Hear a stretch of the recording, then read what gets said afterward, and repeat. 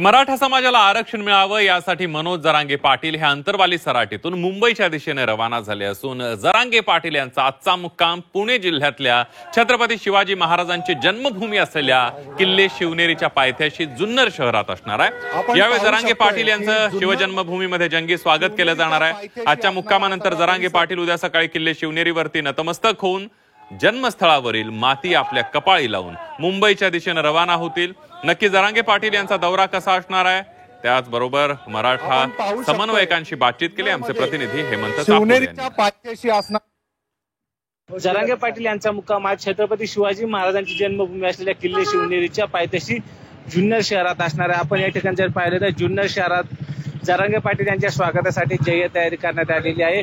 मोठ्या संख्येने जरांगे पाटील यांच्यासोबत मराठा बांधव सुद्धा हे मुंबईच्या दिशेने निघालेले आहेत आणि या ठिकाणी जे काही मराठा बांधव आहेत, समन्वयक आहेत, त्यांच्या दृष्टीने सर्व काळजी घेतली जाते आहे। प्रशासनाकडनं सुद्धा सर्व सुरक्षेची खबरदारी घेतली जाते। आपल्यासोबत मराठा समन्वयक आहे, काय सांगाल कशा पद्धतीने नियोजन आहे? जरांगे पाटील यांची येण्याची वाट सगळेजण बघतायत, आतुरता आहे सगळ्यांना। आणि या परिसरामध्ये जुन्नरचे आमचे जे सारे समन्वयक आहेत या सगळ्यांनी मागच्या 15 दिवसापासून प्रचंड मेहनत घेऊन प्रत्येक ठिकाणी प्रत्येक येणाऱ्या समाज बांधवाची व्यवस्था कशी होईल, त्याला त्रास होणार नाही याची काळजी घेण्याचं काम आमच्या सगळ्या सहकाऱ्यांनी केलंय। त्याच्यामुळे रात्री तिथं दर्शनाला जाणं शक्य नाही। उद्या सकाळी 6 वाजता दर्शनाला सुरुवात होते, किंबहुना किल्ल्याची दारं उघडली जातात आणि त्यावेळेला मनोजदादा जरांगे पाटील हे रात्री कधी आले तरी मुक्काम तिथं करण्यात येते। सकाळी अर्ली मॉर्निंग 6 वाजता ते शिवाई देवीचा अभिषेक करतील, त्यानंतर शिवकुंज अर्थात छत्रपती शिवाजी महाराजांच्या शिवकुंजचं दर्शन घेतील, तिथली माती भाळी लावतील आणि तिथून पुढे पुन्हा जुन्नरच्या चौकामध्ये मुख्य चौकात येऊन इथून पुढचे मार्गक्रमण त्यांची नारायणगाव आणि पुढच्या बाजूला राहणार आहे।